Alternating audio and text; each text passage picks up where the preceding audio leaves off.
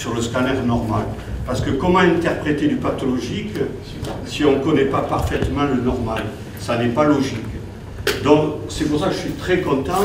On va faire le normal, puis le normal qui n'est pas tout à fait normal, mais qui est quand même normal, ce sont les variantes. Il y a des petits pièges à connaître. Et puis cet après-midi, on a sur le Mac le système Moros, c'est-à-dire on a je ne sais pas combien de centaines de scanners que vous allez utiliser, faire défiler. Il y a des scanners normaux, il y a des pathologiques, et puis on verra, on est là, c'est un atelier, hein. On arrête la présentation quand vous le voulez, on discute, etc. C'est vraiment un atelier. Il faut que ce soit comme ça, hein. Même si ce matin c'est plutôt un peu type cours magistral, mais même dans le cours magistral, vous arrêtez. Quand vous avez une interrogation, c'est très important, hein, on le fait comme ça.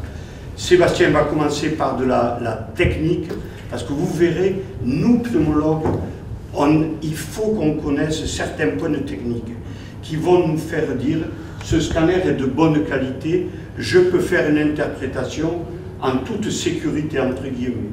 Ce scanner n'est pas de bonne qualité, c'est ma responsabilité qui est engagée, même si je n'ai pas fait le scanner, et on peut avoir des faux diagnostics si le scanner n'est pas bien fait. Donc tout ça, on doit le savoir, on doit avoir un esprit critique, parce que tout le monde n'a pas la chance d'avoir le professeur Gomard, professeur depuis peu quand même, et à ses côtés.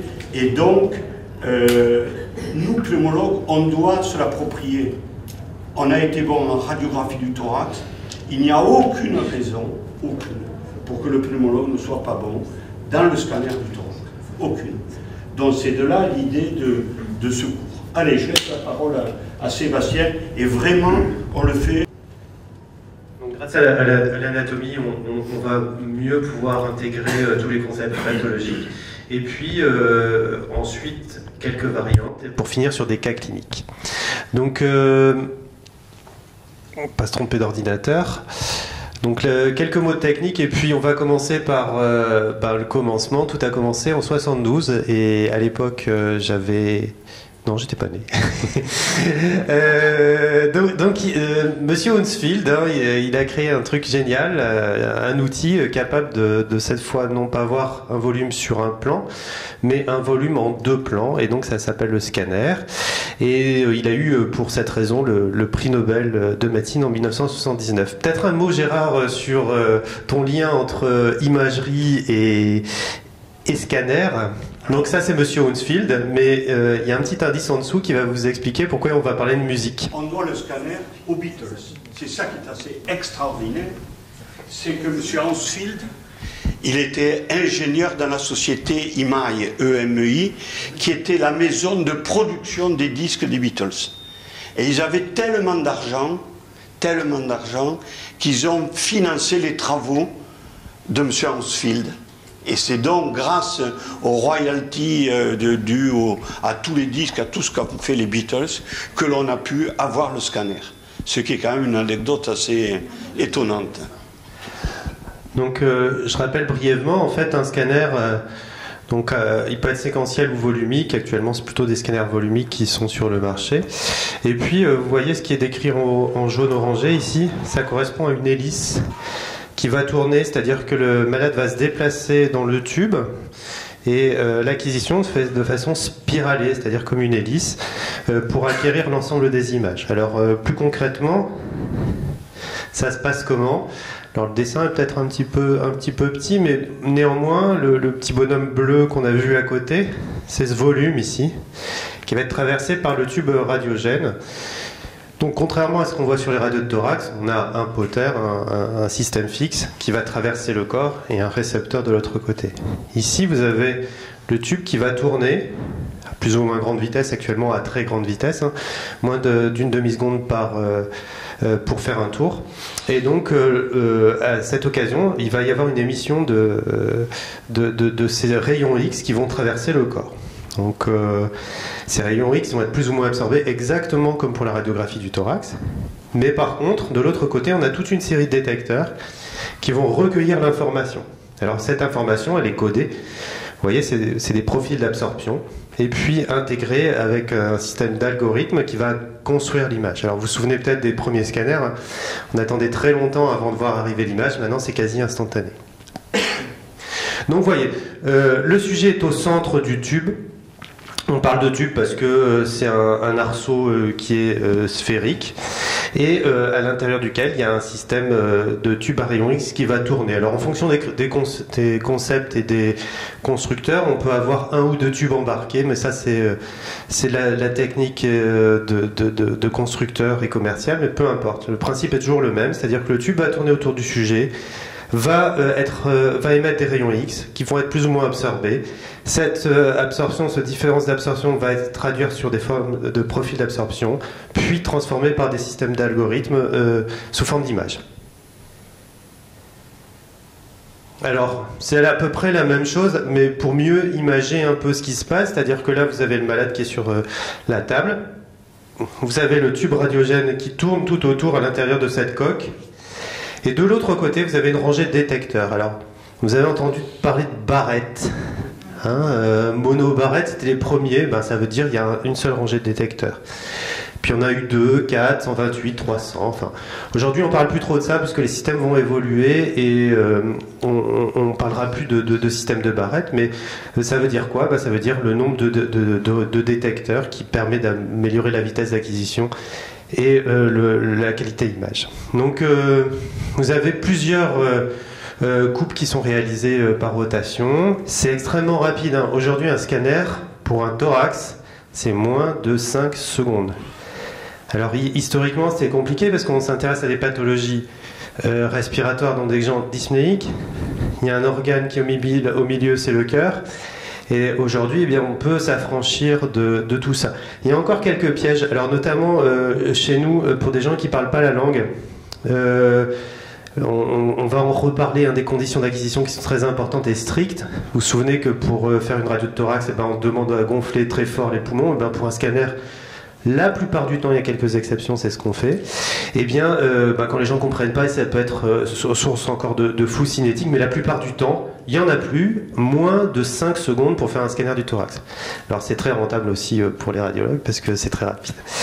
Ça ne change en rien la vitesse d'interprétation, malheureusement, parce qu'aujourd'hui, eh bien, on voit le poumon, mais on va vous l'expliquer, il y a tout un environnement. Hein, l'ensemble de la cage thoracique doit être regardé.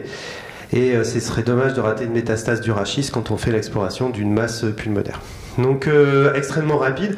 À titre d'exemple, le dernier scanner qu'on vient d'installer dans le service, on fait aussi des acquisitions centrées sur le cœur pour regarder les coronaires. Ça, c'est pas votre domaine spécifique, mais ça existe aussi. Et l'acquisition se fait sur 16 cm, juste le volume du cœur. Et ça correspond à un battement. Moins d'un battement cardiaque, l'acquisition va être figée. C'est-à-dire que comme les coronaires vont bouger avec la contraction cardiaque, et bien là, l'acquisition se fait en moins d'un battement cardiaque. Donc voilà, extrêmement rapide. C'est précis, on fait des coupes de moins de 1 mm. Pour l'exploration du parenchyme, si on vous rend des choses en plus de 1,5 mm, c'est pas correct. Hein. C'est 1 mm ou moins. Pourquoi? Eh bien, l'interstitium notamment, eh bien, ça se voit mal sur des coupes épaisses. Ensuite, pour certaines indications, on en reparlera, il faut injecter du produit de contraste, ça vous le savez. Alors il y a plein de pathologies où on ne le fait pas, on en parlera aussi. Pour autant, quand on injecte du produit de contraste, on veut choisir le moment de l'acquisition. C'est pas parce qu'on a injecté là au pli du coude qu'on va pouvoir être parfaitement au bon timing pour avoir les artères pulmonaires ou l'aorte. En fait, c'est des choses qu'on veut vraiment définir de façon précise. Et donc on voit arriver le produit de contraste. Par juste quelques coupes centrées sur le massif cardiaque, on voit toutes les 2 secondes arriver le produit de contraste et on décide à quel moment on veut faire l'acquisition. Donc voilà, un tube radiogène qui tourne autour du malade, la table elle se déplace, c'est pas le tube qui bouge, hein, c'est un tube qui est très lourd. Aussi à titre d'exemple et pour l'anecdote, on a dû chez nous faire d'abord une étude de plancher pour savoir si le nouveau scanner tiendrait et passerait pas dans le lactarium qui est juste en dessous. Donc ça bouge pas, c'est la table. Et en plaisantant, je dis souvent, on va peut-être bientôt devoir les attacher tellement ça va vite. Hein. Donc voilà un petit peu quelques mots de technique. D'autres précis. Ouais. Concernant Ouais, je vais vous montrer une diapositive et on va en reparler et je vais vous détailler, vous me direz si c'est clair. Deuxième question. Ouais. Le malade, il ne sait pas si on doit injecter ou pas le thorax. Ça, on va vous le dire, et c'est pas au technicien, c'est en accord entre la demande, l'indication et le radiologue. C'est le radiologue qui décide, c'est lui, enfin, chez nous, qui est responsable de l'acte et des complications qui vont en découler potentiellement. Donc c'est lui qui, in fine, va décider oui ou non s'il injecte du produit de contraste. Le pneumologue, cependant, peut dire je veux un scanner injecté ou non injecté, et à lui, après, il se met d'accord avec le radiologue pour l'indication. Est-ce que oui, c'est justifié? Non, ça n'est pas justifié. Mais on va aller revoir les indications. Mais c'est exactement le but de cette présentation. C'est les questions, elles sont vraiment dans le sens de ce qu'on a construit. C'est pour ça qu'on ne répond pas tout de suite pour pas un peu gâcher la présentation. Bon, ça, je l'ai dit, hein, c'est une atténuation de faisceau de rayons X en rotation autour du patient. Il est couché sur le dos. Alors, pour ceux qui sont juste pas rentrés dans une salle de scanner, c'est important de le savoir. Pourquoi on relève les bras? C'est des sources d'artefacts aussi. Hein. Tout ce qui a à traverser en moins, c'est mieux. Hein. C'est comme quand on écartait les bras pour faire la radio de thorax, pour dégager les omoplates. Là, on relève les bras pour éviter d'avoir des absorptions et d'augmenter la dose. On donnera un petit mot sur la dose. Et puis, inspiration profonde bloquée. Alors, ça, il y a des fois, en fait, on le fait pas. On va peut-être déjà en parler. Dans l'embolie pulmonaire, on veut avoir une optimisation parfaite, une opacification parfaite des artères pulmonaires, évidemment. Et on sait que quand on fait une manœuvre de Valsalva, c'est-à-dire quand on fait une inspiration profonde et bloquée, eh bien, on va gêner le retour veineux. Et c'est encore plus vrai chez la femme enceinte. Alors, vous allez me dire, on est dans des cas particuliers. On peut faire des scanners chez la femme enceinte, autant qu'ils soient bien réussis d'emblée. Et donc, par le volume de distribution et la pression intra-abdominale, eh bien, on peut vraiment gâcher ces examens qui sont non informatifs à la fin. Donc, pour ça, ce qui est conseillé, c'est de juste leur demander de bloquer la respiration. Dans tous les autres cas, on fait une inspiration profonde, sauf pour les scanners d'embolie pulmonaire où le retour veineux va interférer sur la qualité de l'opacification des artères pulmonaires. Donc toujours une inspiration profonde bloquée, de base, sauf pour des recherches d'embolie pulmonaire. Donc ça, c'est de la technique qu'on a découvert en se disant, mais mince, j'ai raté un scanner, 2 scanners, c'est pas la faute du malade, c'est ma technique. Justement, vous savez comme moi, puisque vous faites des bilans fonctionnels respiratoires, que certains patients ne savent pas respirer. Et vous avez le plus grand mal à leur faire une inspiration, voire même une expiration. Ils mélangent les 2 cycles. Enfin, ils font un peu n'importe quoi. Et on comprend que parfois au scanner, on se retrouve avec des scanners ininterprétables parce que les patients n'ont pas été capables. Il y a la petite voix qui leur dit gonfler le poumon et bloquer la respiration. Et ils n'ont pas été capables.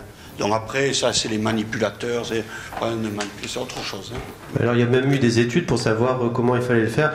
On sait que quand on met une voix automatique, ça fatigue moins les personnels qui font les examens, mais c'est moins qualitatif. Parce qu'il n'y a rien de mieux que de parler aux gens. Ça a même été démontré dans la littérature. Donc, pour répondre à... Oui. Vous dites que le tube, vous dites qu'il est fixe, c'est la table. J'ai l'impression que j'ai mal compris. Alors, c'est dans le tube. Ce machin-là, c'est l'arceau. Lui, il est fixé au sol, il ne se déplace pas. À l'intérieur, il y a un tube qui tourne. Mais la structure, vous imaginez une demi-seconde pour faire le tour, ça va partir en l'air si ce n'est pas solidement attaché au sol. Donc c'est pour ça que c'est très lourd. Et donc cette structure, elle est fixée, à l'intérieur de laquelle il y a un tube qui tourne. Mais ça fait ça, et en même temps, ça fait ça. Et donc la résultante, c'est une spirale. Ok, donc vous avancez dans le tube, le malade est couché, la table se déplace, et pendant que le tube tourne à la vitesse de 0,5 secondes par tour.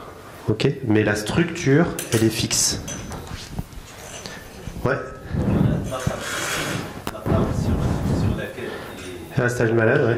le malade, est-ce qu'il ne déroge pas de l'acquisition Non. ou pas? Non, c'est fait exprès. Alors, il y a eu aussi des accidents de radioprotection parce que les gens ont utilisé le tube avec une mauvaise table. Donc, c'est vraiment adapté. Et on voit la table, hein, on voit la structure, mais elle ne donne pas d'artefact. C'est-à-dire que si là, on le voyait, on a fait une image qui est très très centrée, mais si j'avais pas découpé l'image pour bien voir le poumon, j'aurais vu la table en dessous. Mais elle est certes opaque, mais elle ne gêne pas l'interprétation. Donc tout ce que vous allez mettre dans le tube, ça va être acquis. Hein. Nous, on a vu des patients avec des cigarettes dans la poche. On voit les 20 cigarettes scannées. Et le cancer à côté. Donc tout ce qui va rentrer et qui est plus ou moins opaque, plus ou moins dense, va être acquis dans le champ.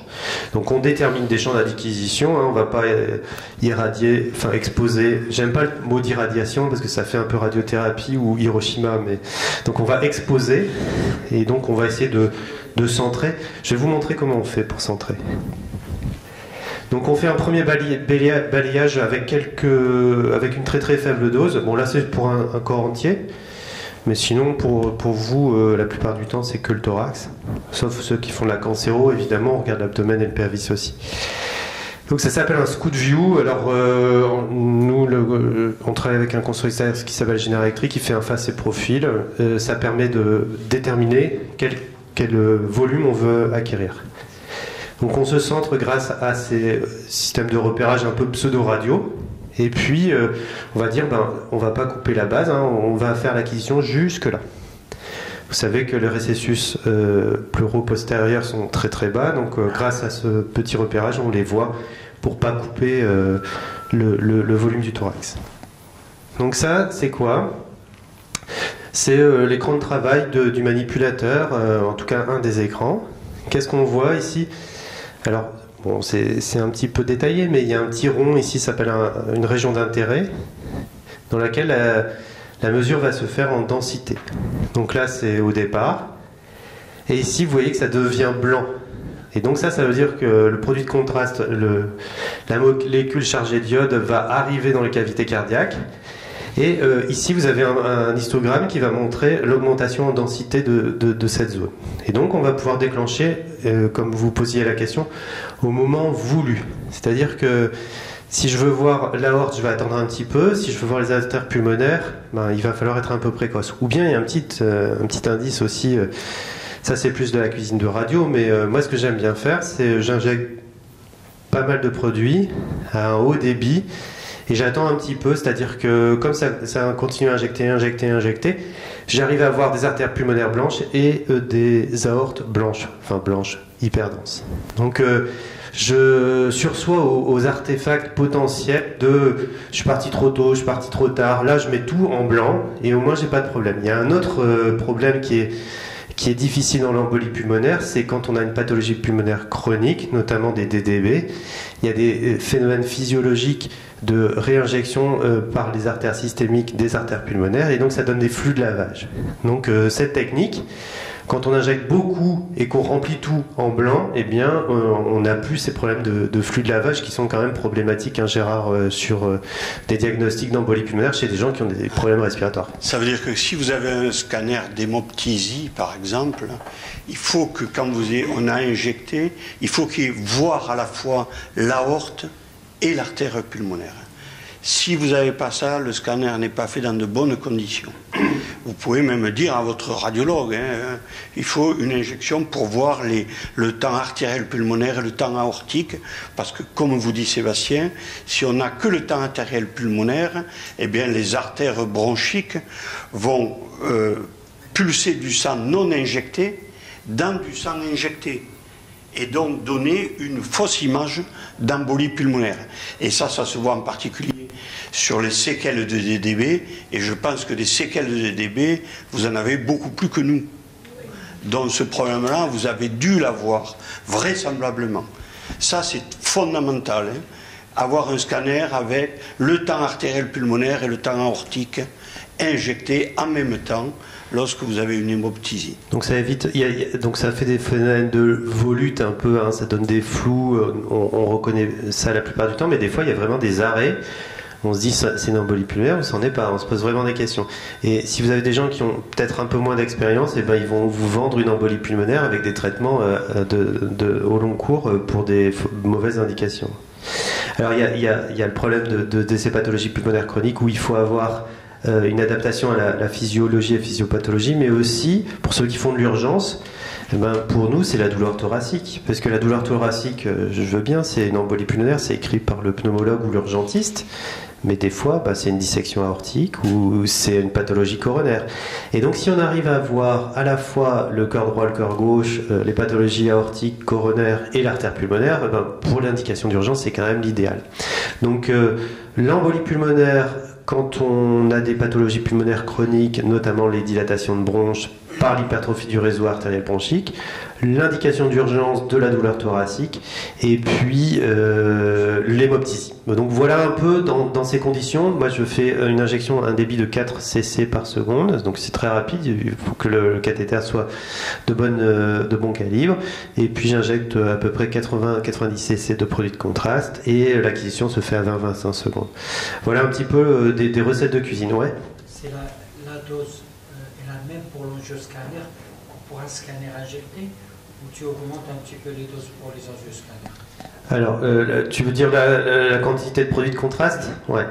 Eh bien, pour faire un scanner du thorax standard, c'est 50-60 cc de produit de contraste.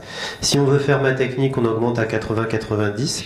Et quand on fait un scanner thorax abdomen pelvis dans des suivis d'oncologie thoracique, par exemple, eh bien, on va injecter autour de 100. Voilà un petit peu un ordre d'idée des quantités de produits de contraste. Et ma question, quand on demande un scanner injecté ou un angioscanner, ça veut dire la même chose. Angioscanner, c'est scanner avec opacification. Donc c'est un bon radiologue Oui, c'est le principe. Hein. T'as un commentaire, Gérard, là-dessus? Non, mais bon, on a quand même beaucoup de choses à voir. Ok, donc, oui. Pardon, pour l'injection du produit de contraste, c'est à la seringue autopulseur? Ouais. Injection... Non, toujours à la seringue automatique, ouais. Ça permet d'injecter à bon débit, et sinon, à la main, en fait, on n'injecte pas assez vite, puis c'est pas très... Souvent, ce qu'on voit, c'est une injection d'un seul coup. Ouais, oui, d'un seul coup, mais pas à la main, à la seringue électrique. Enfin, c'est comme ça qu'on fait, ouais. Et le choix du bras? Alors, le choix du bras, il n'y en a pas. Il y a quand même chez les femmes qui ont eu une exérèse du mammaire, on évite d'aller bricoler dans les veines du côté opéré. Et puis, peu importe. Après, il y a des petits artefacts quand même. Hein. Quand on met les bras derrière la tête, il y a une pince qui se fait entre la clavicule et la première côte. Et des fois, ça gêne le retour. Dans ces cas-là, vous allez voir des dérivations un peu partout. Et c'est pas parce que c'est thrombosé, il faut faire attention, hein, c'est parfois juste mécanique par la position du bras. Donc juste une photo pour vous montrer comment est installé le malade. Alors on a cette fameuse table sur laquelle est installé le patient, les bras relevés, le tube autour, des petits systèmes de repérage. Tout ça c'est pour de l'interventionnel. À la console ça se passe comme ça, on a une vitre plombée pour l'exposition aux rayons X. Et puis la console de programmation, vous voyez le cube bleu, là il est en train de préparer son volume à partir du système de repérage ScootView. Donc on a des coupes qui sont de moins de 1 mm, donc on est capable, ça c'est la base, toutes les acquisitions elles sont faites en coupe axiale, toutes les acquisitions sont faites en coupe axiale.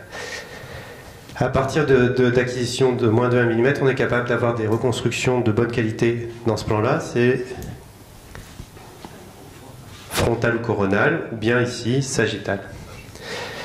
Donc ça, c'est pas inutile, hein, c'est pas juste pour faire des jolies couleurs. Les reconstructions, elles vont vous permettre de vous repérer dans l'espace, notamment pour cibler une pathologie. Est-ce qu'on va enlever le lobe moyen, le lobe supérieur? On verra des exemples. Et puis, il y a des reconstructions un petit peu high-tech. Hein. Ça, c'est des reconstructions cardiaques. C'est peut-être moins intéressant pour vous. Sachez que les mesures, c'est toujours important en médecine. On les fait à partir de reconstructions vasculaires purement dans l'axe du vaisseau. Vous voyez, des fois c'est un peu déroulé. Ça, c'est une aorte athéromateuse. Il y a du blanc ici dans la paroi, c'est de l'athérome. Et donc, si on va faire un plan de coupe comme ça, ça va être plus ou moins sinueux. Et donc, on aura des fausses mesures. Donc, on le prend strictement perpendiculaire à l'axe du vaisseau.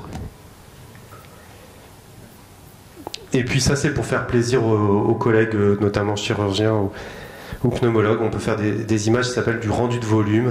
C'est très joli, ça ne sert pas à grand chose, mais c'est joli. Et donc ça, c'est des scanners coronaires. Hein. Vous voyez le massif cardiaque avec le trajet des coronaires. Ça, c'est utile pour rechercher des pathologies athéromateuses. Et puis, ça, c'est peut-être l'avenir et ça sera peut-être le sujet d'une autre présentation, mais on va probablement venir vers de l'imagerie quantitative plus que descriptive. Et donc là, vous avez ici des systèmes qui ont repéré les lobes. Et dans les lobes, des pathologies, de l'emphysème notamment. Et puis, ce qui est moins futuristique, qui est déjà présent depuis longtemps et qui devrait s'améliorer, c'est la détection et surtout la quantification du volume du nodule. Donc vous avez un nodule qui a été détecté par l'image, son contour aussi, et puis on est capable de déterminer un volume. Peut-être un mot, Gérard, sur les volumes de nodules ? Non, il y a des études qui sont sorties, notamment sur le suivi et la prise en charge des nodules. Hein. L'étude de Nelson qui montre qu'à tel volume, on peut considérer qu'il est bénin, à tel volume, on peut considérer qu'il est probablement malin et qu'il va justifier des investigations. Et entre les deux, c'est indéterminé et on fait à ce moment-là une volumétrie et on va refaire une volumétrie quelques mois après et en fonction, si ça s'est majoré, on considère qu'il est malin et à explorer. Ouais. La volumétrie étant plus spécifique que le calcul à partir du diamètre. Vous savez que quand on a un nodule, on utilise, si on n'a pas de volumétrie, le diamètre pour calculer le volume, puisque si ça augmente de 1/4, la lésion a doublé de volume. Mais vous vous doutez bien qu'un petit nodule de 6 mm, 1/4 de 6 mm, ça fait 1,5, donc c'est absolument pas fiable. Donc quand on n'a pas de volumétrie, on utilise le bidimensionnel, mais idéalement c'est quand même la volumétrie. Alors, je ne sais pas s'ils vous donnent des mesures de volume de temps en temps. On ne le fait pas systématiquement. Hein. On le fait quand on est dans les cas indéterminés, entre 6 et 8 mm, et pour des gens avec découverte fortuite, pour lesquels on ne sait pas s'il va falloir intervenir et enlever ou juste surveiller un peu plus tard. Donc, je ne sais pas s'ils vous donnent des volumes déjà. Jamais ? Si. Ouais. C'est bien. Donc c'est vraiment utile dans cette indication-là, hein, c'est savoir si on est dans un nodule indéterminé et s'il va évoluer. Ouais.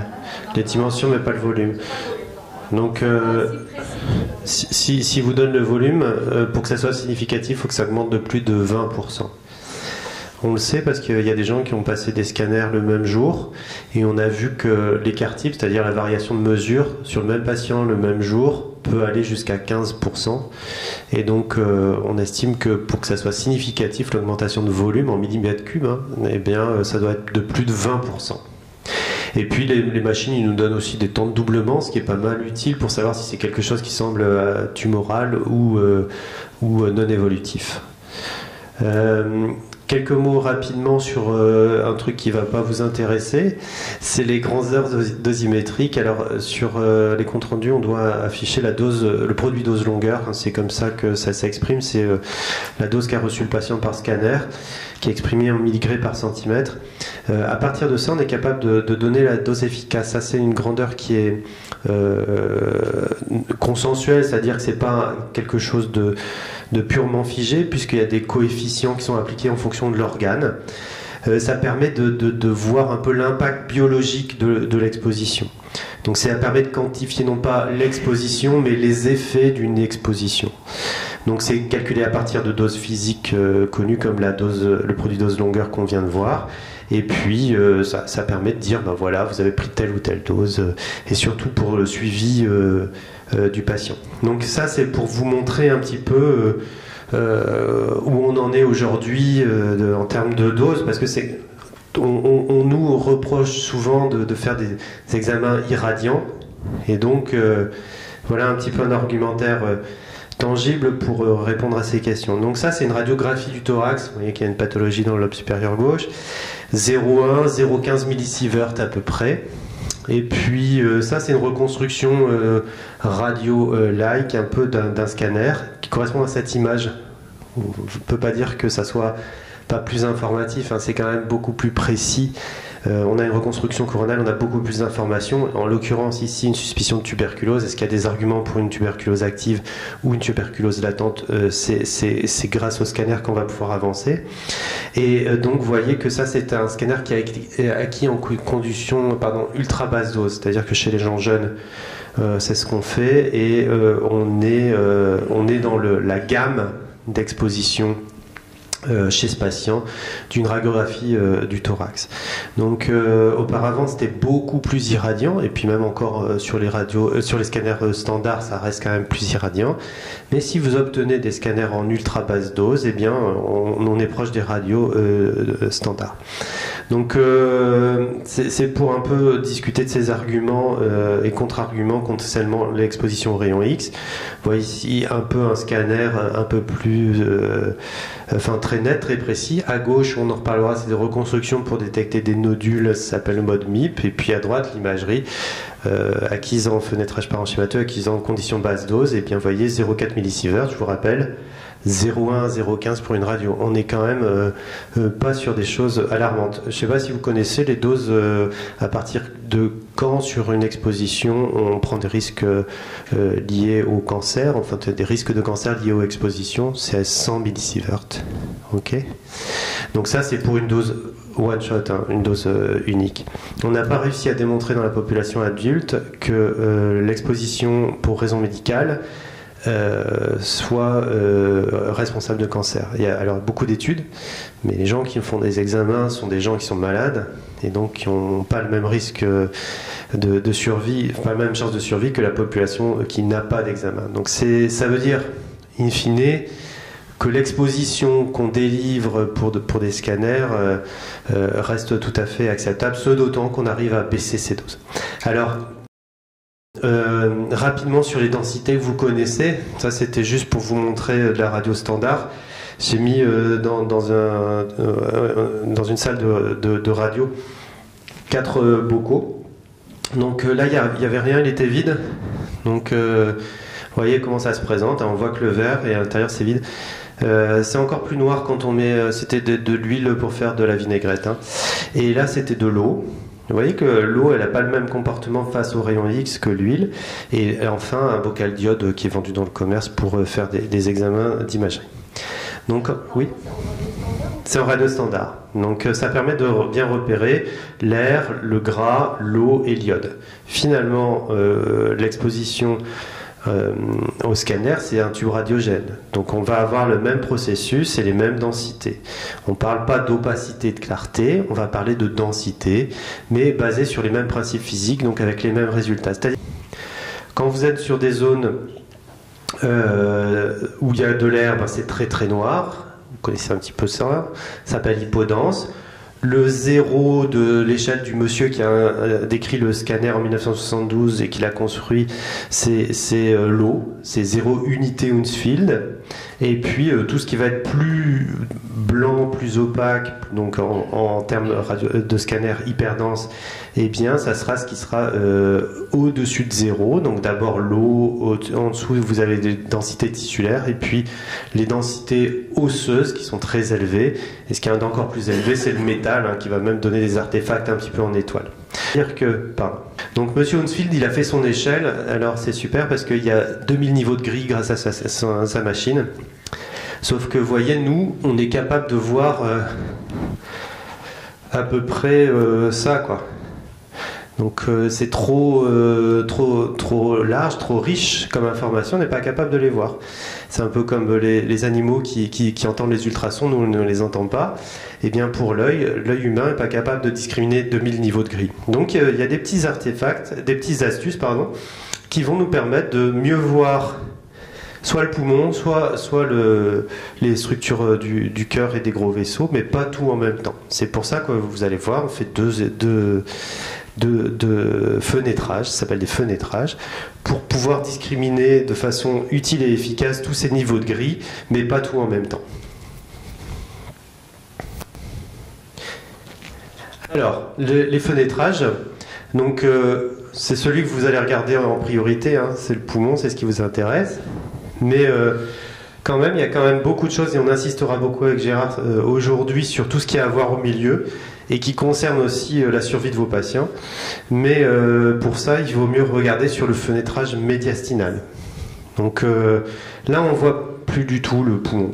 On voit les vaisseaux qui le traversent, mais par contre, on voit très bien les structures vasculaires. On voit encore les bronches, et puis les structures du médiastin comme l'œsophage. Un petit mot, Gérard, peut-être ? Non, mais juste pour, vous voyez, il y a le C, le W, ça paraît toujours un peu curieux, vous avez ces valeurs. Le C, c'est le centre, c'est la valeur à peu près du niveau de densité.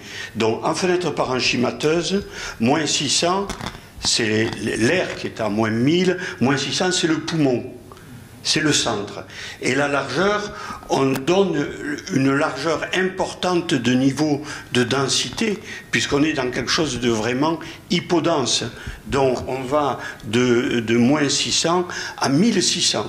Donc voilà ce que c'est la fenêtre parenchymateuse.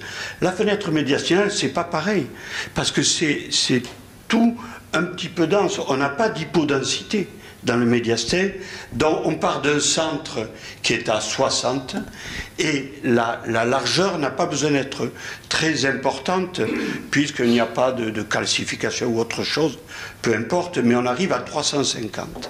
Ce qui est très important, c'est que ces valeurs de centre et de largeur, on peut les faire bouger. Et Sébastien montre les diapos suivantes. Voilà, donc si vous voulez, la machine elle va automatiquement vous présenter fenêtrage standard poumon, fenêtrage standard médiastin et même fenêtrage standard os.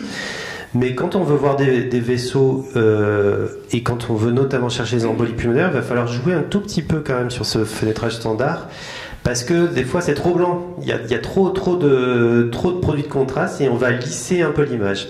Donc voilà un peu ce qui arrive sur le réglage standard. Vous voyez là, c'est pour une étude d'embolie pulmonaire, c'est pas bon, parce que vous ne verrez pas l'anomalie intravasculaire. C'est trop saturé. Il y a du blanc partout, à la fois sur l'artère pulmonaire, sur ses branches, et sur l'aorte. Donc, ça n'est pas bon. À ce moment-là, vous pouvez modifier sur les programmes que l'on a, vous verrez, vous pourrez le faire cet après-midi sans aucun problème, vous modifiez le fenêtrage. Et c'est comme quand vous faites de la photographie ou quand vous regardez une radiographie du thorax. Hein. Si c'est trop saturé, c'est moche, on ne voit pas ce qu'on veut. Donc on va pouvoir travailler comme ça. Alors vous voyez, c'est le même patient, la même image. Vous voyez que tout est blanc, il y a même des artefacts qui naissent ici de la veine cave par où arrive le produit de contraste. Et ici, le fenêtrage a été modifié et on arrive à avoir une structure beaucoup plus homogène, moins blanche, des artères pulmonaires, et c'est vraiment la condition idéale pour lire ces scanners d'embolie pulmonaire. Oui. Parfois, Oui. on nous donne des tirages sur papier. Ouais. C'est très granité. Ah ouais, bah ouais. Et des fois même recto verso. Ouais. Alors, On peut même pas comparer ou mettre les courbes, etc. aujourd'hui, et puis je pense que si c'est pas encore le cas, ça va quand même arriver dans pas très longtemps. C'est-à-dire que soit c'est des CD, mais on n'a même plus les CD maintenant. Ça s'est envoyé sur un site internet et on est capable de les voir directement.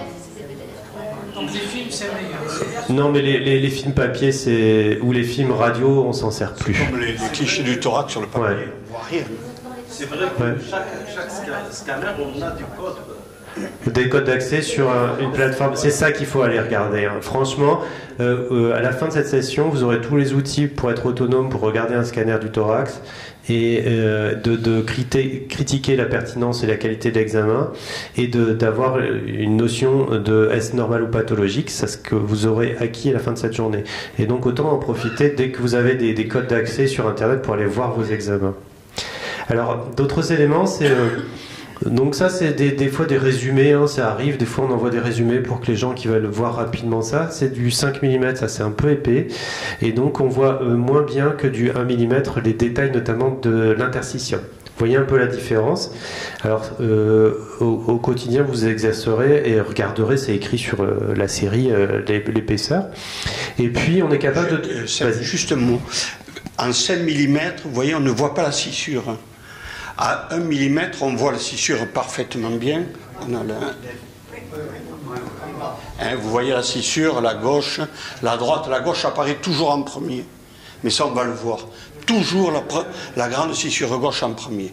Et vous voyez que là, on a une zone avasculaire. On ne voit pas la scissure. On ne le voit pas bien. Les vaisseaux sont punctiformes sur les coupes millimétriques, et on a vraiment des opacités linéaires sur les coupes de type centimétrique. Là, c'est 5 mm, ça va. Mais voilà, on voit cette différence. Alors, c'est un cours sur le normal, mais des fois, c'est difficile de savoir si c'est normal ou pathologique. Est-ce qu'il y a une pathologie sur cet examen, que ce soit sur les coupes épaisses ou fines? Est-ce que vous voyez quelque chose? Donc je sais bien, c'est une seule coupe, c'est sur un écran, c'est pas facile, mais est-ce que vous voyez, est-ce qu'il y a du verre dépoli, est-ce qu'il y a des kystes, est-ce qu'il y a de l'emphysème, est-ce qu'il y a des bronchectasies, est-ce qu'il y a quelque chose là-dessus? C'est pas facile, hein, c'est pas facile, parce que... C'est caché, là. À gauche. Parce que quand on analyse du parenchyme, ben des fois, ils sont pas tous très malades, hein, ça peut être des signes débutants. Alors là, je vais vous montrer une reconstruction. Oui? C'est des bronchectasies. Alors, ce que tu vois, c'est probablement ça. C'est-à-dire, c'est de l'emphysème. C'est pas les bronches dilatées. Alors, sur une coupe, c'est impossible à dire, hein, c'est trop difficile, mais il y a effectivement des trous dans le poumon, c'est pas les bronches dilatées, c'est de l'emphysème. Et là, on a triché. On a fait des reconstructions qui s'appellent minimum intensité projection. C'est un acronyme anglo-saxon. Ça veut dire quoi? Eh bien, tout à l'heure, on a vu des choses très denses, très blanches pour le MIP. Vous connaissez peut-être. Ici, c'est tout ce qui est noir. On veut faire rehausser tout ce qui est aérique. Et donc là, grâce à cette reconstruction, c'est pas une acquisition complémentaire, hein, c'est à partir du même scanner. Il faut juste appuyer sur une commande pour avoir une reconstruction comme ça, et ça permet de très bien voir les bronchectasies, notamment c'est intéressant dans les pathologies fibrosantes, et puis l'emphysème. Je vous remontre. Hein. Là, on se dit, il y a quelque chose, il n'y a pas quelque chose, j'hésite. Eh bien, grâce aux reconstructions, là, on voit tous les trous qu'il y a dans le poumon. Donc ça, c'est l'analyse toujours du normal et de la fenêtre parenchymateuse, mais grâce à du post-traitement, hein, de l'analyse qualitative du parenchyme. Min-IP. Mini-MIP, ça dépend. Enfin, tout ça, ça veut dire la même chose. Normalement, le poumon droit est plus volumeux. Ici, on a l'impression que c'est le gauche qui... Oui, c'est possible. Il y a peut-être un antécédent chirurgical à droite. Hein. Le but étant de montrer le parenchyme. On ne va pas faire l'analyse de ce dossier spécifiquement. Donc vous avez vu le MINIP, donc pour voir les zones de basse intensité, le noir, donc essentiellement l'emphysème et les bronchectasies. Et puis là, je vais vous montrer le MIP. Est-ce que vous voyez une pathologie? Donc je vous rappelle, c'est écrit en bas, le MIP améliore la sensibilité de détection des nodules, notamment centraux, de petite taille ou proches des structures vasculaires. Alors, ça c'était un exemple de Marie-Pierre Revel, c'était très très bien trouvé, parce qu'il y a un nodule, alors sur le MIP qui est à droite, on le voit très bien, ça quand même, ça se voit, et sur l'image de gauche, il fallait être vraiment de bonne humeur ce jour-là pour le voir. Donc, tout à l'heure, on a parlé des systèmes de volumétrie, il y a des systèmes aussi de détection qui s'appellent les Computer Assisted Detection, les CAD, et il y a aussi le MIP, c'est-à-dire que normalement, pour lire un scanner du thorax, il faut faire fenêtrage parenchymateux, fenêtrage médiastinal, fenêtrage osseux. Et puis, on regarde à la fin en MIP pour voir si on n'a pas loupé un nodule. Les petits nodules proches des structures vasculaires ou centrales sont très facilement ratés. Il faut dire juste s'il y a des antécédents carcinologiques, il faut qu'il y ait un passage en MIP sur le thorax. Ça paraît d'une logique absolue. Parce que la taille des métastases, vous ne les verrez pas forcément sur des coupes normales, et en MIP, on les verra. est-ce qu'on doit indiquer au radiologue de faire un MIP ou c'est à lui de voir s'il faut... Alors, ça c'est une condition de lecture qui est dans les recommandations internationales, donc on est censé le lire comme ça en tant que radiologue. Après, vous avez tout à fait la possibilité de... Parfois, nous, on génère des reconstructions que vous avez vues en 5 mm, c'est juste pour les gens qui veulent regarder rapidement. On envoie aussi aux cliniciens sur le système d'archivage des reconstructions MIP pour qu'eux aussi aient la possibilité. Puis Gérard vous montrera avec des logiciels qu'il a sur son ordinateur personnel, il est capable de les fabriquer aussi. C'est pas compliqué. Donc ça, c'est une recommandation de lecture, mais c'est aussi accessible pour vous. Donc il faut connaître le principe, hein. Vous voyez que ça déroule les vaisseaux, et donc une structure qui n'est pas déroulée, c'est une structure sphérique, et si c'est une structure sphérique, c'est un nodule. Alors, quelques principes de lecture, et puis je vais laisser un peu plus la parole à Gérard. Et donc cette magnifique photo nous montre qu'on fait des acquisitions axiales sur le thorax, l'abdomen et le pelvis, et que ça nous apporte beaucoup d'informations. D'accord. Donc, juste, hein, on commence maintenant, on a fait un petit peu de technique, maintenant on va vraiment donner des éléments essentiels pour nous, pneumologues. Bon, vous le savez, c'est l'examen de référence. Gérard, s'il te plaît, pour l'enregistrement, peux-tu mettre le... D'accord.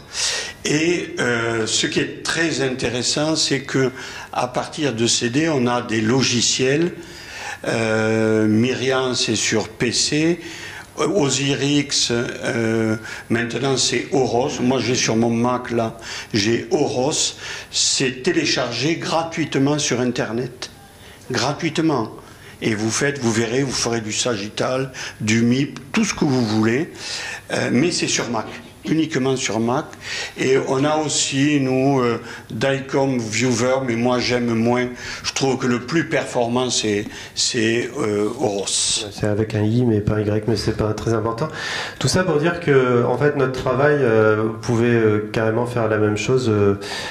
Quand vous avez des doutes, et si vous travaillez avec des gens de confiance, bah, c'est quand même l'idéal. Et puis des fois, quand vous avez des doutes, eh bien, vous pouvez utiliser ces logiciels qui sont des viewers de radiologie. Oui. Vous allez avoir l'atelier sur notre site afmapad.org au bout de 15 jours. Donc vous aurez tous ces documents-là avec les images. Donc quelques principes aussi, c'est, on l'a dit, hein, le patient il est allongé sur le dos, de temps en temps on le met sur le ventre, on fait des trucs un peu bizarres, on vous expliquera pourquoi. Injecté ou non, on va en parler, et puis on va exprimer tout ça en termes de mesures, hein, soit de densité, soit de mensuration pour les nodules ou les masses, et puis parfois on fera l'expiration, on vous en parlera également. Enfin, les reconstructions, on a vu MIP, MINIP, et puis il y a les multiplanaires, les MPR, c'est-à-dire qu'on va regarder en coronal et sagittal. Tout ça, ça fait partie d'un peu la trousse à outils de base pour regarder un scanner du thorax. Et il faut avoir accès à tout ça.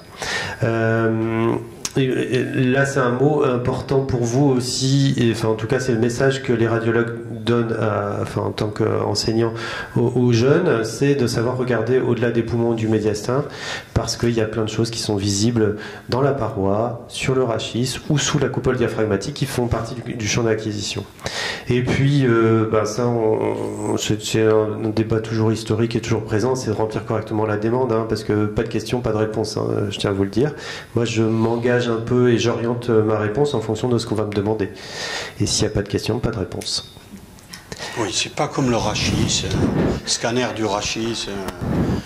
Non, parce que si vous voulez du verre dépoli chez un immunodéprimé, c'est pas la même chose que chez un asthmatique ou chez quelqu'un qui n'a pas compris la manœuvre. Donc c'est très très important d'avoir des renseignements. Pardon. Alors, des fois on les met sur le ventre. Alors, on vous montrera un exemple. Vous savez ce que c'est qu'un grelot, c'est mobile, hein, l'aspergillome c'est mobile, et donc on les met sur le ventre, et puis si c'est un cancer, bah, ça bouge pas, et si c'est un grelot aspergillaire, et ben ça tombe. Donc c'est intéressant de le mettre sur le ventre. Quand on a quelque chose, on se dit bah tiens c'est une tumeur endobronchique ou bien c'est du mucus, on les fait tousser, on les repositionne, on les bouge, ça peut être intéressant. Et puis aussi très souvent on est sur Terre, on est sujet à la gravité, et c'est-à-dire que le poumon va se tasser, hein, ces structures qui sont sans organes osseux, évidemment, hein, il n'y a pas des structures d'attache, et donc ça s'écrase un peu dans les bases, dans la région postérieure, et donc quand on a des doutes, et ben, c'est pareil, on les retourne, et quelques mots, notamment dans les recommandations, du moins en France, pour les expositions, les gens exposés à l'amiante, il est dit qu'il faut regarder le scanner qu'on a réalisé pour voir si c'est suffisant ou si on a des doutes sur un processus interstitiel débutant. Et dans ces cas-là, on les met sur le ventre. Donc c'est un peu dynamique, ça c'est de la cuisine radiologique, mais c'est aussi guidé par le pneumologue, parce que si vous pensez à une pathologie aspergillaire, grelot point d'interrogation, voilà, le gars en face, il va se dire tiens, je vais peut-être essayer de le bouger. Donc c'est pas important de changer, s'il vous plaît. Ouais. C'est pas important de changer la position du malade quand il s'agit de maladies infectieuses comme le Covid, parce qu'il y a des délétions. Non. Les seules indications qu'on a retenues de façon consensuelle avec Gérard, c'est le grelot aspergillaire versus le cancer, les pseudopathologies interstitielles des bases débutantes. Vous allez explorer une sclérodermie, c'est quelqu'un d'un peu fort, vous allez avoir du verre dépoli qui va se présenter dans les bases et vous allez écrire maladie interstitielle débutante, et c'est faux. Donc il faut penser à les mobiliser, et puis des fois, voilà, quand il y a un peu des bronches un peu remplies. En dehors de ça, on ne le fait pas. Donc ça, c'est un premier exemple. Donc vous voyez la flèche noire. Il y a un peu de verre dépoli, hein, sur les bases. Donc ça, c'est une redistribution positionnelle. Si vous mettez sur le ventre, ça disparaît. Le même exemple. Vous voyez exactement la même chose. Enfin, là, exactement. Ici, c'est quand même très limité dans une zone postérieure. Ici, ça remonte un peu plus haut. On a quand même du mal à croire que ce verre dépoli qui remonte même jusque-là soit purement positionnel. Néanmoins, quand on a des doutes, eh bien on fait la même chose. Et là, c'est une maladie interstitielle débutante parce que le verre dépoli, il n'est pas parti. Là, il n'y en a pas du tout. Des fois même, quand vous les mettez sur le ventre, vous avez du verre dépoli qui est antérieur. Il se redistribue sur les zones déclives. Et ici, ben, il est fixé. Hein. Donc ce que vous voyez là, sur le dos, il est toujours là. Et donc, c'est pas gravito-dépendant. Et donc ça, c'est vraiment important, avant d'édicter des maladies interstitielles, de vérifier que ce ne soit pas positionnel. Et on en a très régulièrement. Hein. Le positionnel ne dépasse pas le corps vertébral habituellement. Hein, ça remonte un petit peu, mais ça ne dépasse pas. Là, on voit déjà que c'est un peu au-dessus. Même on en retrouve un petit peu là. Donc là, il y a une forte suspicion. Mais en tout cas, c'est une indication de... Pensez bien à ça. Et quand les gens sont en surpoids, on a beaucoup ça aussi.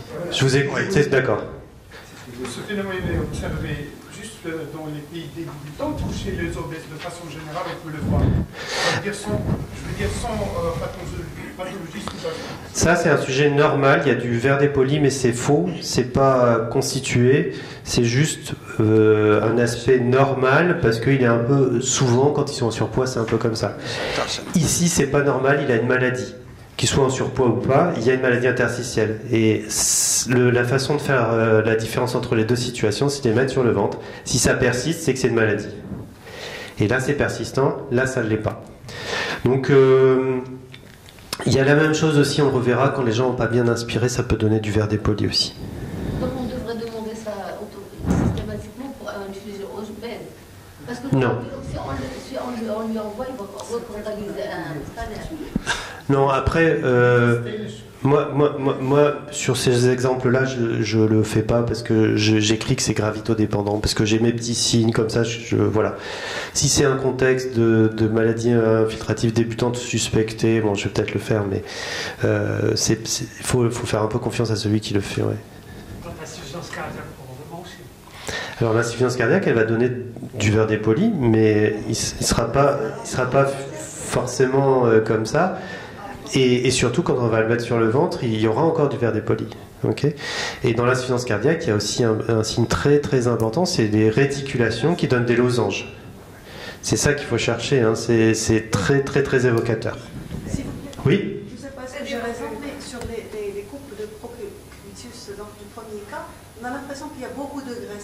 c'est un malade qui est au Ouais. Oui, c'est ça, ouais. Là, on voit la graisse médiastinale. C'est les franges graisseuses. Ça fait que c'est quelqu'un qui est quand même d'une certaine masse corporelle. C'est pour ça que je vous dis, si ça se présente comme ça, moi je ne fais pas forcément un procubitus. Hein. Mais nous, on les voit quand on a dit, quelqu'un a écrit maladie interstitielle. Bon, dans ces cas-là, on dit, faites-le revenir, je vais le faire sur le ventre, et puis on dira qu'il n'y a rien. Voilà, c'est un peu pour finir des dossiers de façon claire et franche. Donc l'autre situation pour les malades, ici vous avez fait très zoomé, c'est pour que vous voyez bien. Hein. Ici, c'est des séquelles, des destructions cavitaires, et il y a une boule ici. Donc ça peut être un cancer, ou ça peut être un grelot, effectivement. Et donc, quand on le met sur le ventre, hein, là on l'a retourné, vous voyez le corps rachinien il est ici, et donc il est tombé, donc il est mobile. Donc ça c'est un bon argument. Vous voyez, il n'y a pas 50 situations pour lesquelles il faut faire un procubitus. Hein. C'est vers poli pour lequel on pense que c'est fonctionnel et lié à la gravitodépendance, ou les grelots essentiellement, parfois les bronchocèles. Alors, est-ce qu'il faut injecter, Gérard? Oui ou non? Ça dépend de certaines situations. Voilà. D'abord, c'est inutile, ça c'est fondamental. Une BPCO, un asthme, des bronchectasies, il ne faut pas injecter, bien évidemment. Une PID, si c'est le suivi d'une PID classique, il ne faut pas injecter. Et le suivi du nodule, bien sûr. Alors, si vous avez un doute, embolie pulmonaire, vous injecterez. Mais si c'est dans le suivi de la pathologie, c'est totalement inutile. Ça, c'est fondamental. Et ensuite, ça sert à quoi? Finalement, ça va vous servir à voir un peu les rapports anatomiques. Quand vous ne savez pas très bien entre une lésion et la vascularisation. Puis pour le cancer, oui. Pour le cancer, bien sûr. Deuxièmement, la vascularisation, embolie pulmonaire. Et puis pour avoir des notions de densité, bien sûr, si on veut savoir les... Parce que si vous voyez un nodule, et c'est soit une métastase, soit une tumeur bénigne, soit une tumeur maligne.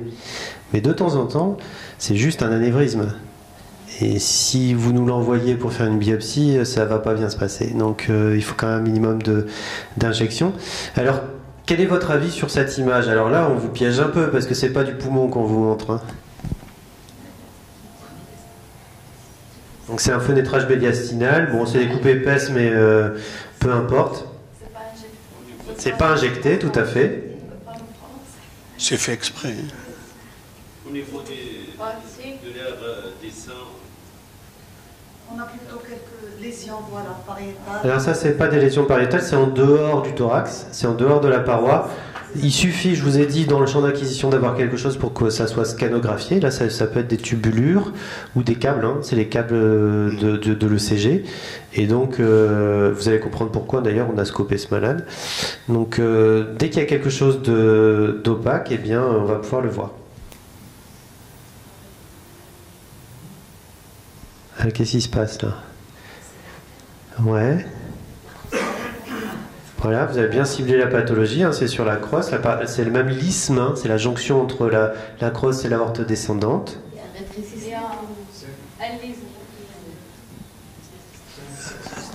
Et ouais, en fait, il y a une infiltration ici qu'on devinait tout à l'heure, tout autour, c'est de la suffusion hémorragique.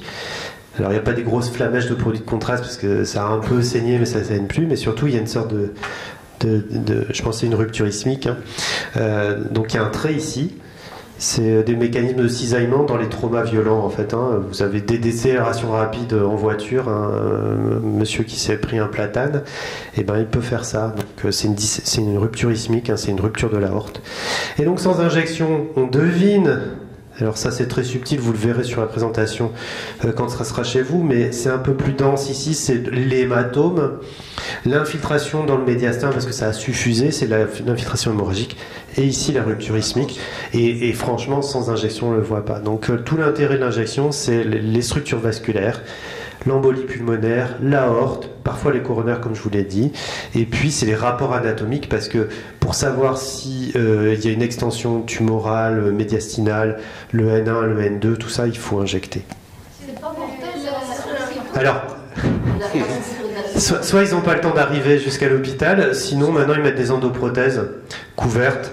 La chirurgie aortique thoracique, elle a quasiment disparu. Hein. Ils mettent des endoprothèses pour couvrir cette rupture ismique. Alors, ça fuit pas, hein, c'est contenu, c'est-à-dire que c'est une sorte de faux anévrisme, hein, c'est une dissection, ça ressemble un peu à un faux anévrisme, c'est pas le bon terme, mais l'image est un peu si binaire, c'est-à-dire que c'est contenu. C'est une grosse fragilité, il y a une partie du sang qui est passée dans la paroi, mais il y a encore une petite partie de paroi qui protège la rupture globale. Encore une fois, si ça s'était complètement rompu, vous n'auriez pas vu le scanner, il serait mort. Quand on recherche des adénopathies en cas de sarcoïdose. Ouais. Ben après, quand c'est du suivi de sarcoïdose, moi je le fais pas toujours parce que j'arrive à aller voir ces grosses adénopathies. C'est pas la subtilité de la cancéro, hein, on les voit.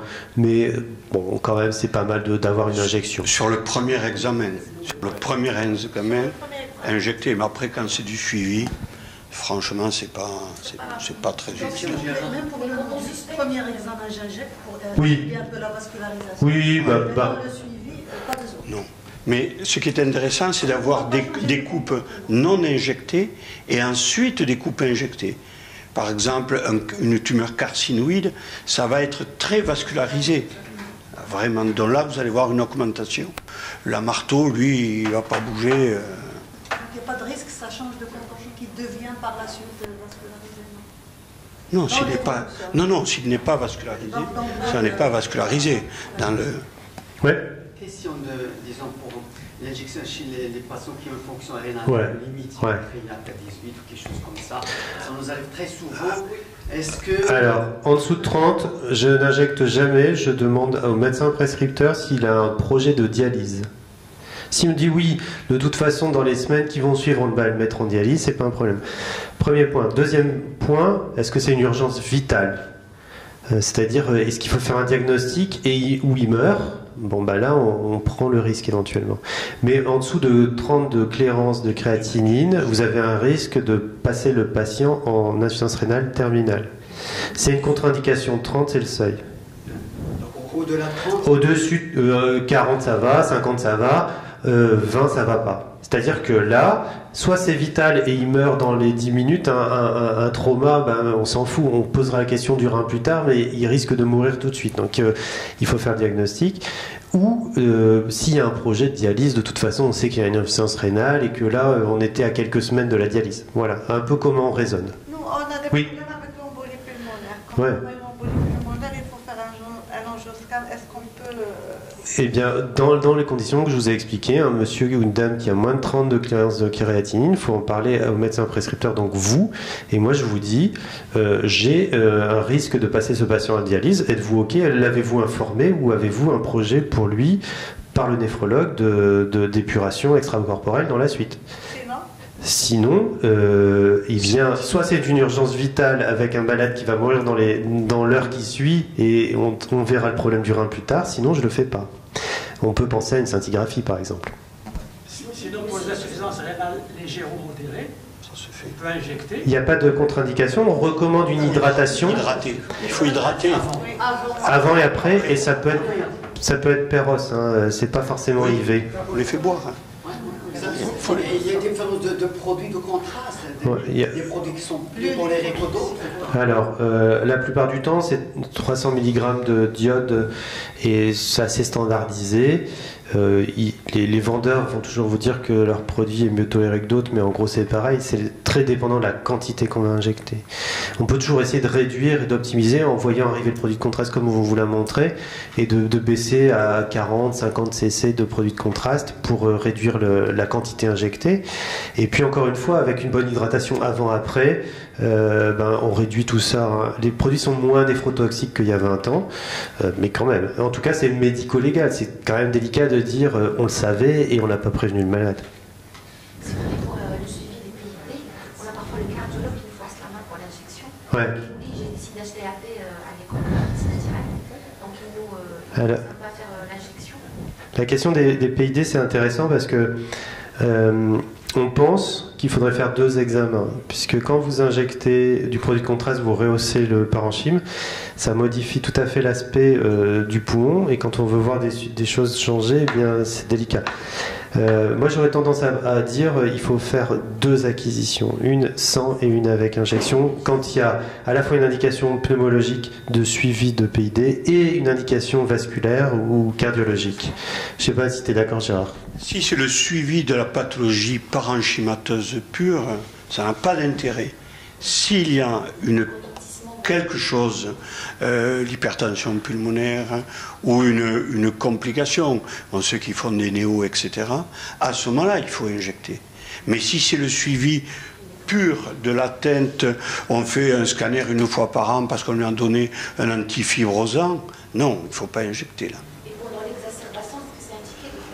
Ah, pendant l'exacerbation, ça peut être utile, oui, parce que les causes de l'exacerbation, ça n'est pas que l'acutisation de la maladie, bien sûr. Il peut y avoir le cœur, il peut y avoir... S'il vous plaît, si on m'envoie un malade pour HTAP, c'est-à-dire dans le cadre de recherche étiologique d'une origine respiratoire.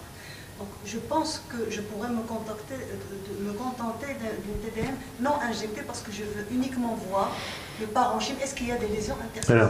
Alors, dans la classification de l'hypertension pulmonaire, il y a une des causes, effectivement, vous avez raison, qui est d'origine pneumologique, mais la principale cause, et qui est parfaitement identifiée en scanner, c'est l'embolie pulmonaire. Dans le chronique. Voilà.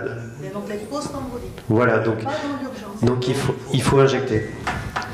Bilan d'HTAP, on injecte.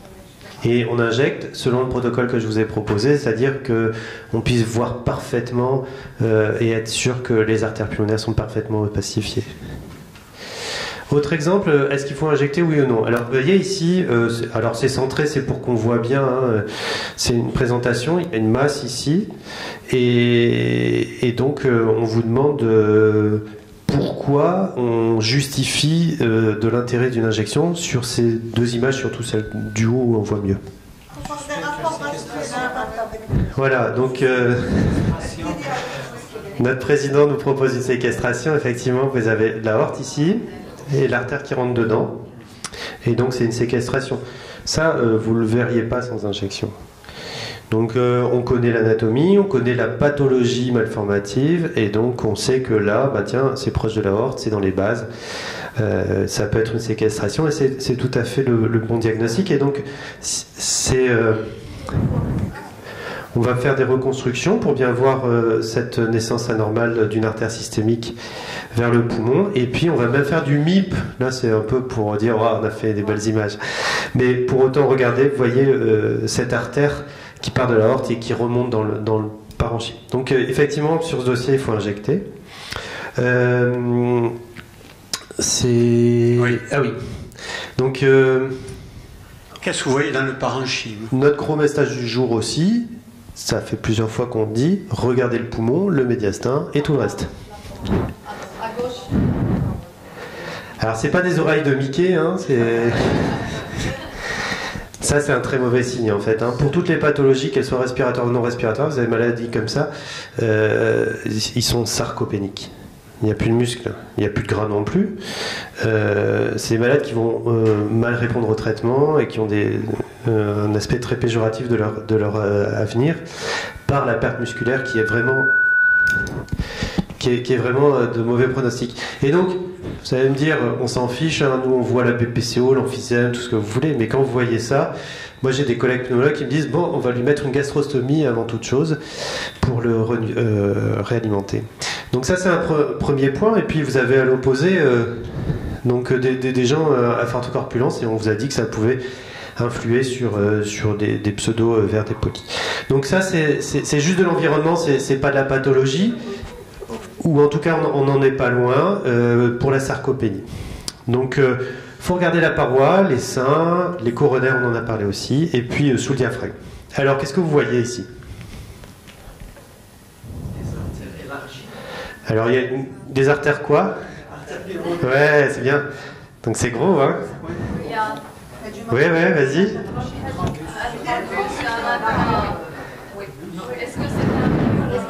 faut injecter les deux. La honte n'est pas injectée. Il y a des microthrombus où c'est retard d'injection. Non, là, il y a vraiment du thrombus ici.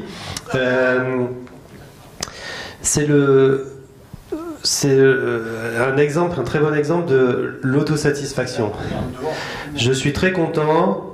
Vient-il pour une embolie pulmonaire? Oui, il vient pour une embolie pulmonaire. Next. Ok. Bon. Vous aviez dit qu'il fallait qu'on voit à la fois la honte et les Oui. Je vous ai dit dans les pathologies pulmonaires chroniques, dans l'hémoptysie ou dans les douleurs thoraciques, on essaye d'avoir les deux. Ça, c'est acceptable, on voit très bien le diagnostic. Et c'est pas du faux thrombus, hein, on voit vraiment que c'est bien délimité, il n'y a pas de problème. Je vous ai dit, on peut s'adapter dans des pathologies spécifiques, hémoptysie, douleurs thoraciques et pathologie pulmonaire type bronchectasie. C'est pas ça que je veux vous montrer. Ça vous intéresse pas trop, ça, hein? Ok.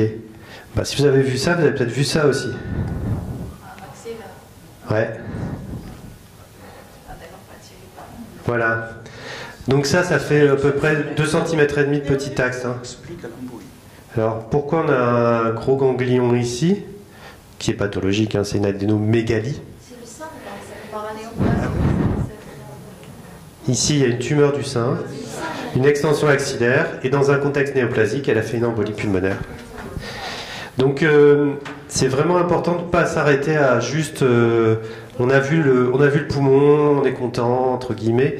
Le scanner, il apporte énormément d'informations, il faut tout regarder. C'est le même principe avec le cliché du thorax. Il fallait regarder en dehors des poumons, des champs pulmonaires. Au scanner, c'est absolument pareil. Alors ça, c'est un point aussi qu'on a beaucoup discuté sur des formations qu'on fait sur le cœur du BPCO. Et vous voyez ici, ça c'est un scanner sans injection, zoomé et puis normal. C'est des calcifications tout à fait. Et donc ça c'est le trajet de la coronaire gauche. Et donc c'est pas tout à fait anodin. Il y a un monsieur qui s'appelle Shemesh qui a publié dans Radiology il y a longtemps, en 2010, un score. Et on n'a pas besoin de faire des scanners spécifiques avec lui. C'est-à-dire qu'on peut calculer un score pronostic lié aux calcifications coronaires juste avec un scanner standard sans injection. Normalement, on fait le score d'Agatson, qui est un score qui nécessite une acquisition avec un gating cardiaque, des conditions particulières. Mais lui, il dit qu'avec un scanner sans injection normale, on peut faire un score et il a montré que c'était pronostic. Donc c'est très simple. Et c'est pas le domaine, mais quand même... Ça, c'est quoi? Quelle est la densité de cette structure devant la flèche blanche? Voilà, alors pourquoi il y a de la graisse dans le cœur? Donc c'est écrit en dessous, c'est une involution graisseuse. C'est-à-dire que quand vous avez un territoire, vous voyez que c'est fixe, hein, c'est vraiment anatomique, hein, ça correspond à un territoire vasculaire. Et donc pourquoi c'est noir? C'est transformation du tissu myocardique en séquelles, en métaplasie graisseuse. Et donc comme c'est graisseux, ben, ça se voit. Et ça peut même se voir, là c'est injecté, c'est blanc ici. Mais ça peut se voir sans injection. Alors Gérard a plein d'exemples, il vous en parlera, mais vous allez me dire c'est de la cardiologie, on s'en fiche complet. C'est les mêmes patients, hein, patients qui ont fumé, les patients BPCO, ils ont les mêmes facteurs de risque pour leur coronaire. Et ils peuvent présenter une pathologie respiratoire et cardiaque. Et donc, il ne faut pas attendre que le cardiologue l'ait vu pour que vous disiez sur le scanner, il y a une métaplasie graisseuse. Est-ce que vous avez des antécédents d'infarctus? Non. Et bien, vous lui dites si. Et la prise en charge va être modifiée. Juste un mot. En pneumologie, quand vous avez un scanner de BPCO, il faut impérativement regarder le cœur. Impérativement. C'est pas compliqué, on n'est pas cardiologue, on a juste 3 artères coronaires à regarder, l'IVA, la circonflexe, et quand on descend un petit peu plus bas, on a la coronaire droite. Il y en a 3. Et si vous avez, autant chez un sujet banal qui n'a pas de BPCO, avoir une calcification, ça n'a pas de grandes conséquences, autant chez un patient qui est BPCO, quand vous avez ça, chez moi en tout cas, ils partent directement chez le cardio. Actuellement, j'en ai 20 qui ont été stentés dans les 10 jours après le scanner, alors qu'ils ne se plaignaient de rien. De rien. L'épreuve d'effort et la scintille ont été très positives, et les patients ne se plaignaient de rien, parce que du fait de l'essoufflement, ils allaient tranquillement. bien évidemment. Donc souvenez-vous, il y en a 3. J'espère qu'on pourra les voir. Il y a l'IVA, ça c'est l'IVA. Vous ne pouvez pas vous tromper, elle part en avant comme ça. Un peu plus bas, vous avez celle qui va, la circonflexe, et un peu plus bas, vous avez la coronaire droite. Il y a juste ça à regarder. Mais si vous les regardez, eh bien, écoutez-moi, vous allez avoir vraiment un impact très positif sur vos patients, parce que s'ils sont calcifiés, bilan cardiologique complet. Évidemment, si vous avez des patients de 85 ans qui sont calcifiés, c'est normal. Hein. Oui. À 40 ans, c'est pas normal d'avoir des calcifications juvéniles. Hein. Donc, c'est là où il faut déclencher. Il faut avoir un peu ce réflexe de disproportion entre l'importance de la charge calcique et l'âge. C'est la variante entre le normal et le pathologique. Juste pour revenir sur cette image, vous avez le sillon atrioventriculaire sur lequel on voit la coronaire droite. Elle passe ici. Ouais. Donc on a vu l'IVA, la circonflexe, vous en avez 3, hein, donc oui, on a vous avez vu les 3. Que ça à regarder, vraiment. Ouais. Alors, est-ce qu'il faut faire des expirations? Ça, c'est un débat dont on vous parle assez régulièrement, parce que c'est pas du tout systématique, mais c'est fonctionnellement très intéressant. Donc, on vous a dit en général aspiration maximale, sauf pour l'embolie pulmonaire, parce que là, ça peut gêner au retour veineux, donc on fait juste une apnée simple. Et parfois, on demande des coupes en expiration, ou on fait des coupes en expiration pour les bronchopathies chroniques, évidemment. Alors, je vais vous montrer ce que ça fait en réalité et en direct. Vous avez ici un parenchyme pulmonaire normal. Les parois sont à peu près normales, peut-être un tout petit peu épaissies, elles ne sont pas dilatées. Et quand vous faites expirer cette patiente, eh bien vous voyez des zones noires partout. Et ce qui est intéressant, c'est qu'elles ont cette forme de l'anatomie que vous connaissez.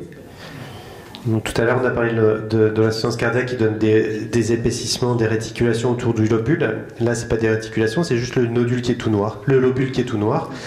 Et donc, c'est du piégeage lobulaire, parfois segmentaire. Et donc, ça, c'est un signe de pathologie bronchiolaire. La subtilité, c'est qu'on peut faire du piégeage physiologique, notamment ça augmente avec l'âge.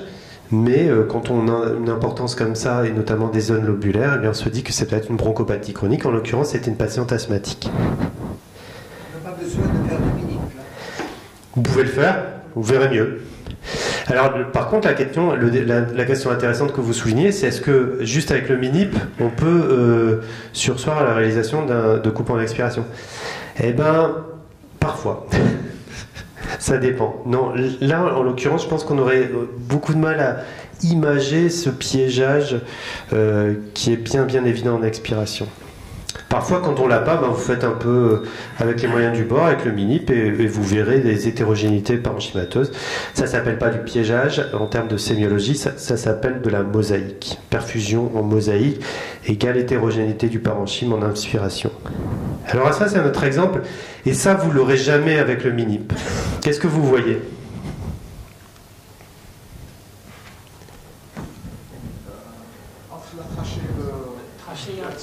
Trachée écrasée. Ah ouais.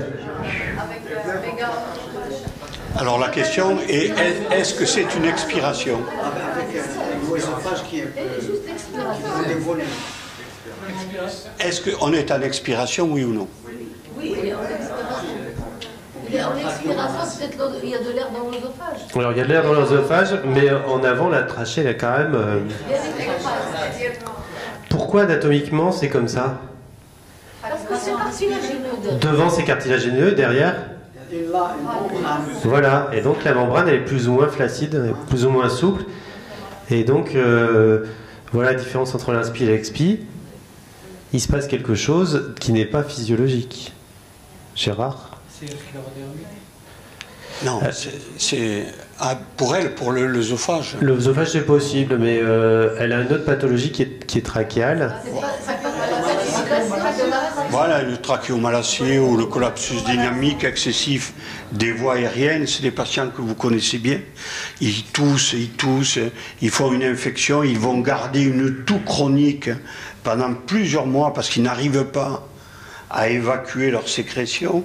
ils justifient parfois d'une VNI la nuit pour les aider à respirer, une kiné spéciale à lèvres pincées, enfin, tout ça, vous le connaissez bien. C'est le problème d'une toux chronique, par exemple. Il vous faut demander impérativement un scanner en expiration pour rechercher ce collapsus dynamique excessif des voies aériennes. Chez une BPCO également, on a ce type de pathologie. Donc vous voyez qu'en inspiration, la coupe de droite, on ne verra rien, on n'aura pas d'information. C'est vraiment dynamique et en expiration. Donc intérêt de l'expiration formel sur toux chronique où on recherche collapsus dynamique expiratoire excessif ou trachéomalacie. Donc ces deux situations sont... Justement, dans le cas de la trachéomalacie, en dehors de la toux, il va y avoir d'autres signes d'appel. Non, mais si vous faites une exploration pour ce malade, il faudra l'expiration. Je ne parle pas de la sémiologie et de la clinique, mais si vous me demandez un scanner, en me disant je pense à ça, je vais forcément faire une expiration, sinon je passerai à côté du diagnostic. S'il vous plaît, pour l'œsophage. Alors, l'œsophage, vous savez, c'est une motilité qui est comme ça, hein, c'est pas un muscle qui contracte comme le quadriceps. C'est-à-dire qu'il y a des mouvements péristaltiques sur l'œsophage. Et si vous avez quelque chose comme une chaussette tubulée comme ça, c'est peut-être un Crest syndrome, enfin en tout cas une dilatation de l'œsophage et une atonie de l'œsophage. Mais sinon, sur juste une coupe avec un peu d'air, ça peut être physiologique. Non, il y a peut-être un peu de reflux alimentaire chez elle. Hein. Je ne dis pas qu'elle n'a pas une pathologie de reflux, probablement qu'il y a ça, mais nous on voulait juste imager le collapsus. Qui se suit d'ailleurs sur la coupe d'après. Vous voyez que même les bronches, je ne sais pas si c'est la même patiente, mais en tout cas ça a la même continuité anatomique, la trachée et les bronches principales. Et donc vous avez l'écrasement complet. Alors là aussi, c'est toute la subtilité du normal et du pathologique. Vous avez un collapsus qui est physiologique. C'est comme ça qu'on sait si c'est en expiration, c'est-à-dire que la membrane trachéale doit bomber vers l'avant. Mais là, il y a une réduction de plus de 75% de la trachée et des bronches principales. Et donc ça, c'est un collapsus dynamique excessif et c'est pathologique. Ça, c'est le tronc intermédiaire chez ce patient. Et donc c'était une catastrophe parce que dès qu'il toussait, il fermait, il n'arrivait jamais à sortir les glaires. C'est pour ça qu'il avait une toux qui durait, qui traînait très très longtemps. Et c'est un élément de mauvais pronostic. Hein. Ce collapsus dynamique, est-ce que c'est une pathologie propre ou bien il est, disons... propre ou associé à une bronchopathie chronique? C'est BPCO essentiellement, parfois des DB. Ça, c'est beaucoup plus gênant, bien sûr, parce que du fait de l'encombrement, il faut qu'ils fassent leur kiné à lèvres pincées ou la ventilation la nuit pour leur permettre de... Gérard, il va nous présenter son patient. Ah bien, là, c'est l'exemple type du patient qu'il faut faire une expiration. Mathias, il a 18 ans et il a eu une bronchiolite à VRS, vous voyez, à l'âge de 4 semaines, dont il a un asthme, dit-il, non complètement réversible sous traitement et une gêne à l'effort. Très bien. Il a un frein expiratoire, voilà, un frein expiratoire, un VEMS qui, pour 18 ans, n'est quand même pas terrible. Il a un piégeage aérique assez marqué, vous le voyez. L'épreuve d'effort, bon, il a une hyperventilation, il épuise assez rapidement ses réserves et un petit déconditionnement associé. Voilà son scanner. Normal, qui n'est pas normal, mais en inspiration. Voilà son scanner en inspiration. Des petites lésions de verre dépoli à gauche. Alors, à gauche. Eh oui, pardon. Est-ce que vous avez l'impression que c'est un petit peu plus clair? Oui. Très bien. La troisième coupe, c'est plus évident. Celle-ci? Non. Celle-ci? Sur la scission gauche. Oui. Là. Alors, ça, c'est un élément fondamental. L'analyse des scissures. C'est fondamental. Comment vous la voyez, cette scissure, la grande scissure à gauche par rapport à la droite? Un peu plus épaisse. Non, elle est anormalement située. Elle est très en avant. On est d'accord? La ligne d'adossement, elle est déplacée. Donc vous avez un lobe supérieur droit qui est un peu rétracté, de petite taille. Gauche, pardon, excusez-moi, gauche. Ouais. La bronche, elle vous paraît normale? Il y a quelque chose dedans ou il n'y a rien? Pas forcément, non. Non, non, il n'y a pas, pour évoquer un phénomène obstructif sur le lobe supérieur gauche, qui est une tumeur qui pourrait rétracter le lobe, on ne voit rien là, on ne voit rien. Il y a un petit lobe supérieur gauche. Ok? Mais à part ça, vous ne pouvez rien dire d'autre. On va faire de l'expiration. Donc là, il n'est pas tout à fait comme tout à l'heure, il est très étendu, avec des grands territoires piégés. Hein. Hyper clair. Et vous voyez que ça ne touche pas que le lobe supérieur. Hein. Il y a un petit peu dans le lobe inférieur, gauche. Le poumon droit semble sain. À peine un petit peu. Antécédent de bronchiolite à l'âge de 4 mois. Ben oui. Étiqueté asthme toute sa vie. Et il arrive avec un syndrome obstructif incomplètement réversible à 18 ans, ce qui est quand même très, très anormal. C'est un macléode. Ça n'était pas un asthme. C'est un macléode. Et vous voyez que l'expiration, dans certains cas, elle est vraiment, dans la pathologie bronchique, c'est quelque chose de fondamental. On a une hypovascularisation du côté gauche qui est manifeste. Oui. Ah oui, que l'on voit très bien en expiration. Et là aussi, quand même, on se doute les vaisseaux sont quand même moins nombreux que l'autre côté. C'est un petit poumon gauche. Je pourrais revenir juste sur la séquestration. C'est 2 secondes. Je veux juste vous montrer, vous en parler parce que c'est quelqu'un que j'ai vu il n'y a pas longtemps. Cette patiente, elle est venue pour expertise de Covid professionnel. Ok? Elle est venue avec un scanner et elle me dit, on m'a trouvé quelque chose au scanner et j'ai fait une TEP ce matin et on m'a prévu une fibroscopie la semaine prochaine. Alors, elle avait la tête vraiment, ça me dit, j'ai une tumeur, je ne sais pas quoi. Donc, personne n'avait évoqué la possibilité d'une séquestration. Personne. Et elle avait été injectée, il y a eu un passage non injecté, puis un passage injecté.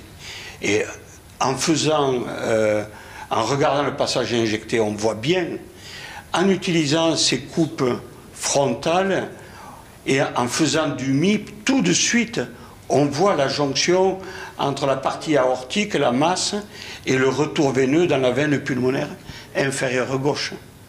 Donc, tout de suite, voilà, le diagnostic était fait. Donc il faut faire... C'est pour ça que vous devez vraiment manipuler parfaitement et connaître parfaitement le scanner, les diverses techniques.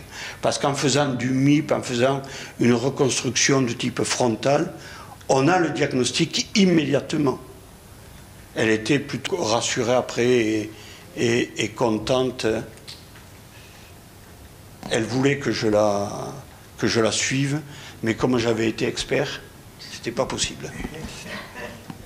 Donc on vous a présenté un peu les points techniques essentiels pour savoir comment on doit faire un scanner, les signes de base d'artefacts fonctionnels, et puis maintenant on va aborder l'anatomie. Donc vous vous souvenez que la classification de Boyden, elle range les segments en fonction de numéros.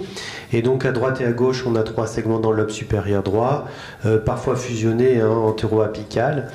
Et puis à droite, il y a le lobe moyen S4, S5, à gauche, ça sera la lingula. Et puis après, on va tourner sur la pyramide basale. D'abord un S6 apical, S7 paracardiaque, S8 antérobasal, S9 latérobasal et S10 postérobasal. Et ça, c'est à peu près constant entre la droite et la gauche. Alors si on reprend la même chose dans ce petit tableau, vous voyez qu'il y a des petites variantes hein, avec des fusions sur les lobes supérieurs. Vous voyez que S, c'est le segment, B, c'est la bronche, A, c'est l'artère, et V, c'est la veine. C'est-à-dire que pour chaque segment, vous avez un S, un B, un A et un V. Donc 3 segments dans le lobe supérieur. Le lobe moyen et la lingula, c'est S4, c'est S5. Et puis vous avez de S6 à S10, la pyramide basale. Donc souvent le segment apical du lobe inférieur il est facile, hein, on le distingue bien. Et puis après on va essayer de s'orienter plus ou moins correctement. Alors aujourd'hui cette anatomie elle vend en poupe pour les pneumologues et les chirurgiens, mais surtout pour vous les pneumologues, puisqu'il y a de la navigation avec les mini-sondes et ils utilisent des scanners. D'où l'intérêt de cette formation. Et vous allez pouvoir identifier le trajet grâce au logiciel de reconstruction pour arriver dans S6, dans S8, et de vous trouver le trajet pour la mini-sonde. Peut-être, Gérard, tu as une expérience à communiquer autour de ça? Non, parce que c'est exactement ce que l'on voit c'est ce qu'on voit en endoscopie, donc je ne sais pas s'il y a les vues d'endoscopie virtuelle, tu les as après, oui. Non, mais c'est juste que voilà, ces outils de scanner, ils sont vraiment utilisés maintenant au quotidien pour ceux qui ont ces nouvelles fonctions de mini-sondes qui arrivent à aller plus loin et s'orienter sans la recherche à la vue, mais grâce au logiciel de navigation. Donc vous voyez hein, des petites variantes, puisque même dans les bases, on peut avoir des fusions S7, S8, éventuellement. Donc ça c'est la base, on l'a tous appris, mais il faut quand même s'y replonger pour savoir où est la tumeur, hein, que ce soit pour la mini-sonde, mais aussi pour le chirurgien, parce que de plus en plus, on va leur demander d'enlever des morceaux de poumon au cours de la vie des patients. Pas 1, pas 2, pas 3, mais de plus en plus. Et donc, ils vont faire des résections limitées. Hein, c'est sur les formes micro-invasives. Quand on a plusieurs lésions, on essaye d'enlever ce qu'on peut, en tout cas pour le chirurgien. Donc, intérêt et importance de cette anatomie, et puis de tout démarre de la trachée, avec cet aspect qu'on a déjà un petit peu vu hein, en inspiration. Vous avez cette forme bien reconnue avec les cartilages en antérieur, la membrane trachéale postérieure, et puis vous arrivez sur la carène et la division en bronches principales, droite et gauche. Alors, la configuration... vous voyez, c'est repris sur le petit texte. Hein. Vous avez une superposition d'anneaux cartilagineux en avant et puis une membrane plane et souple avec le muscle trachéal en arrière. Donc vous avez ce que vous voyez sur la radiographie du thorax, sur cette reconstruction coronale, avec des diamètres trachéaux qui sont variables en fonction des individus. Vous avez des pathologies qui vont dilater la trachée, on verra un exemple tout à l'heure, mais ça ce sont des mesures à peu près standardisées, avec des différences entre l'homme et la femme, et puis entre les tailles des individus. Donc l'inspiration, elle va augmenter ce diamètre trachéal, et puis vous l'avez vu en expiration, il y a le bombement antérieur de la membrane trachéale. Et puis la carène, c'est toujours la même histoire, hein, comme la radiographie du thorax. C'est variable. Ça, c'est ce que tu voulais discuter tout à l'heure. C'est pas l'endoscopie, hein, c'est du scanner. C'est pas une acquisition spécifique, c'est des reconstructions. C'est exactement ce que vous connaissez. Hein. Là, on va rien vous apprendre. On est dans la partie moyenne de la trachée. On voit la carène, le droit, le gauche. On descend, on est sur la carène. Rentre la lobaire supérieure droit. Bien évidemment, au fond, on voit l'éperon lobaire moyen, la lobaire moyenne, la lobaire inférieure, probablement le départ de la bronche de Nelson qui est là. Donc là, c'est le tronc intermédiaire hein, qui est en scanner. Souvenez-vous, en scanner, c'est un repère très particulier. Il y a un aspect scanographique, on va le voir, très particulier dont il faut se souvenir. Hein. Et puis après, donc voilà, vous avez la lobaire moyenne, la lobaire inférieure, la branche de Nelson, et c'est l'aspect classique de l'endoscopie que l'on pratique. Hein. L'endoscopie virtuelle nous montre... Donc ça, c'est à la demande, hein, ça ne se fait pas systématiquement, mais si vous voulez un petit peu documenter une tumeur trachéale ou bronchique proximale avant une prothèse, par exemple, on peut vous donner des vues comme ça, puis des mesures précises pour calculer vos prothèses. Ouais, Mohamed. Les diamètres que tu as donnés sur la trachée, c'est des diamètres standards. Sur le scanner ou c'est le reflet de l'anatomie normale, donc c'est en inspiration, hein, c'est pas sur le cadavre, c'est donc que sur les scanners, ouais. Et donc toi qui mets des systèmes prothétiques, eh bien si tu précises que c'est ça que tu veux faire sur ton scanner, on peut te donner la longueur de la tumeur, la réduction de calibre, le diamètre en amont, en aval, enfin tout ça c'est des... Et après si tu sais que le correspondant il n'a pas trop l'habitude, tu lui dis je veux ces mesures-là, ils te le feront. Ouais. Ou tu le feras toi-même. Est-ce que le scanner peut éviter une fibroscopie? Dire on n'a pas de chance de tomber sur quelque chose, alors, on passe directement en pratique, je dis en pratique. Docteur Tebey, il pose une bonne question. Est-ce que le scanner avec l'endoscopie virtuelle peut surseoir la réalisation d'une endoscopie? Ben non. On voit pas la même chose. Hein. On a des vues qui sont très différentes. Et puis, la sensibilité n'est pas suffisante pour assurer qu'il n'y ait pas de tumeur dans les bronches. C'est surtout qu'un crachat ou un caillot aura le même aspect qu'une tumeur. Tu verras une obstruction, tu verras une masse, on l'avait fait à l'époque avec Sénac, ça donne un aspect pseudo-tumoral. Et puis on a vu des dossiers où on ne voit rien sur le scanner et il y a une tumeur endobronchique. S'il vous plaît, dernièrement j'étais breton, alors qu'il n'y avait rien, il n'y avait pas de bourgeon et tout, parce que la tumeur était distale, mais la cytologie elle était positive. L'aspiration bronchique elle était positive. Présence de cellules néoplasmiques. Pour dire l'importance. Un classique, au scanner, tu avais une lésion périphérique et tu as fait un brossage où une simple aspiration était positive. Hein. Oui, bien sûr, bien sûr. Donc voilà un petit. Cette fenêtre, ça s'appelle. C'est endoscopie virtuelle. C'est l'endoscopie virtuelle, oui. Donc si on reprend, peut-être Gérard, tu peux commenter, c'est toi qui as fait la planche. Alors, donc, on a vu la trachée, très bien, on en va arriver aux bronches souches. Alors les bronches souches, elles sont... La division est ce qu'on appelle anisomère, c'est-à-dire que ça n'est pas pareil à droite et à gauche. Et déjà, dès le début, dès la branche principale droite, la droite, elle est courte et très vite elle est dans la plèvre. Ce qui explique que pour les chirurgiens, une pneumonectomie droite soit toujours beaucoup plus à risque qu'une pneumonectomie gauche, parce que le risque infectieux est beaucoup plus élevé. La gauche, elle a de ça... Gérard, tu peux m'expliquer, parce que moi, j'ai pas bien compris ça. Pourquoi c'est plus à risque d'infection? Pourquoi... Parce qu'on est directement dans la cavité pleurale. Il n'y a pas de... Comment dire... à gauche, tu as la zone de fibrose tout autour de la bronche qui va empêcher les processus septiques. Ça veut dire qu'il y a plus de risque de fistule à droite qu'à gauche. À gauche. Ça voilà, parce qu'on est directement, alors qu'à gauche, on est beaucoup plus loin. Okay. Donc, voilà. Et à gauche, elle a, pour elle, c'est qu'elle est longue et intramédiastinale.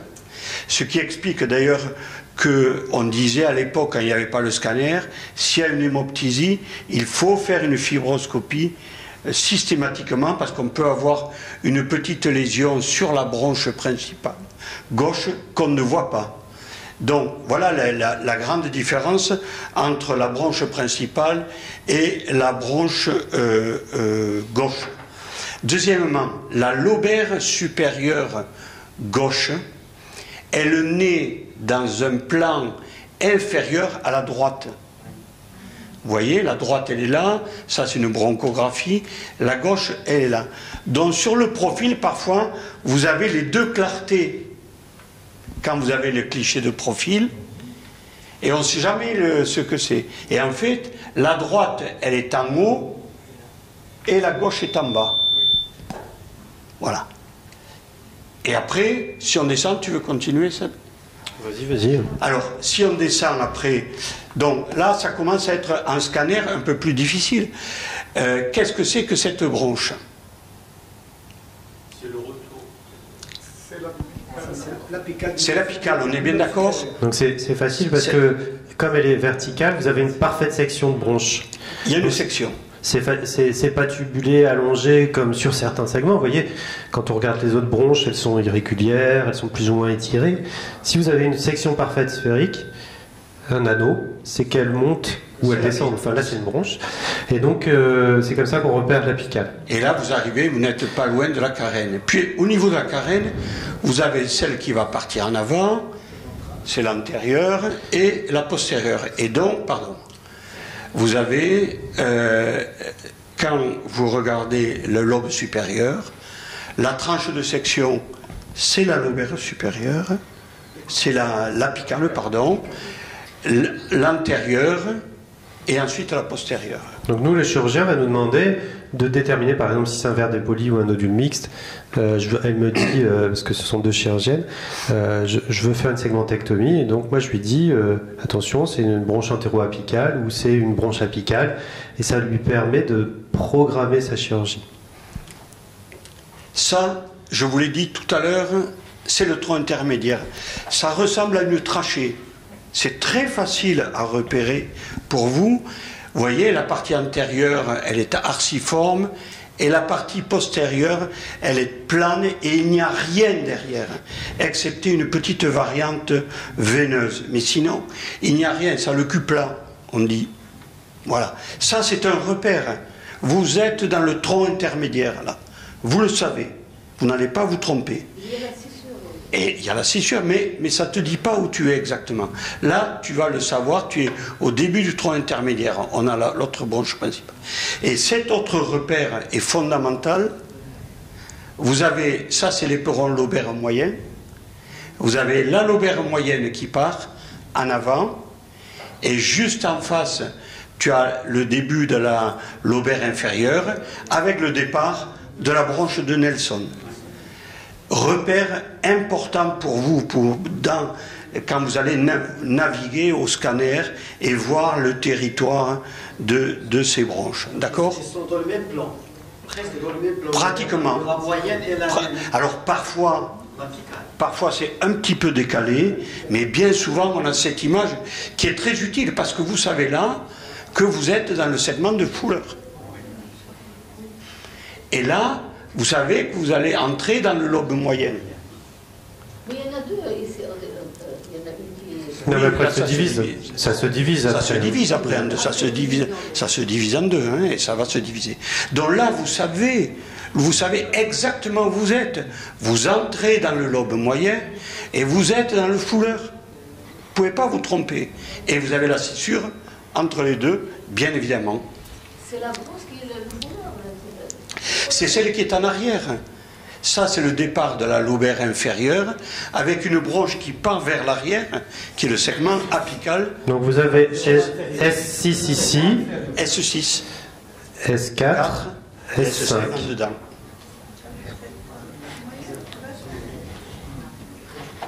Voilà, la bronche B6, voilà. Et puis on va arriver dans le lobe inférieur. Donc la branche antérieure, c'est l'antérobasale. Celle qu'on arrive à repérer assez bien aussi, c'est la postérobasale. Et puis entre les deux, vous avez la latérobasale et en dedans, la médiobasale paracardiaque. Là, vous rentrez dans la branche lobaire, la branche du bouquet basal. Tout de suite, vous avez la paracardiaque. Vous vous en souvenez en endoscopie? Tout de suite, on a la paracardiaque. On l'a au scanner. Hein. On a la paracardiaque. Là, et puis on descend, ça va être l'antérieure, la latérale et la postérieure. Attendez, je fais quoi? Oui, c'est ça, c'est ça. Ouais, c'est ça. Et voilà. Et vous avez tout votre arbre aérien droit, et vous savez que le segment, eh ben, c'est le segment correspondant. S10, S9, S8, S7. Vous savez où vous êtes, hein, grâce au scanner. C'est pas la peine d'aller plus loin, hein, les subtilités, ça n'est pas utile. À gauche, allons-y. Là, vous avez la carène. On est d'accord?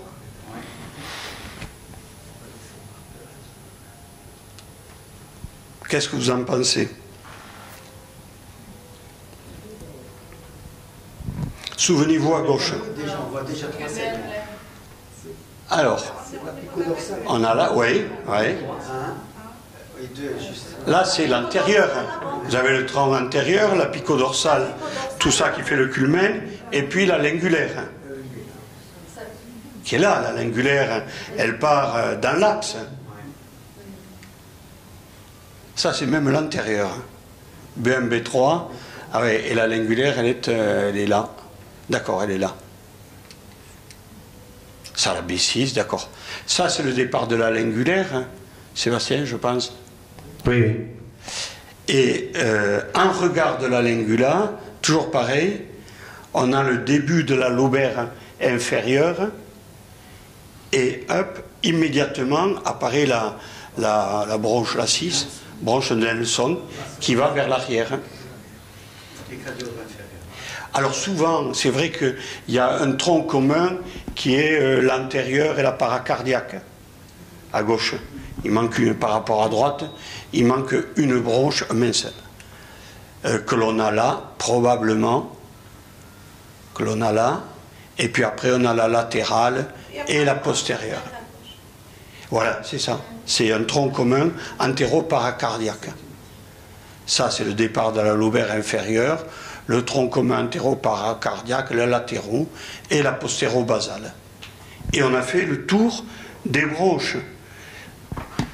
Le plus fondamental, c'est repérer le tronc intermédiaire, hein, à droite, hein, le tronc intermédiaire, et la séparation entre la lobaire moyenne et la bronche de Nelson. Cet éperon, ça c'est fondamental parce que parfois on ne sait pas si c'est dans le lobe moyen ou si c'est dans le lobe supérieur.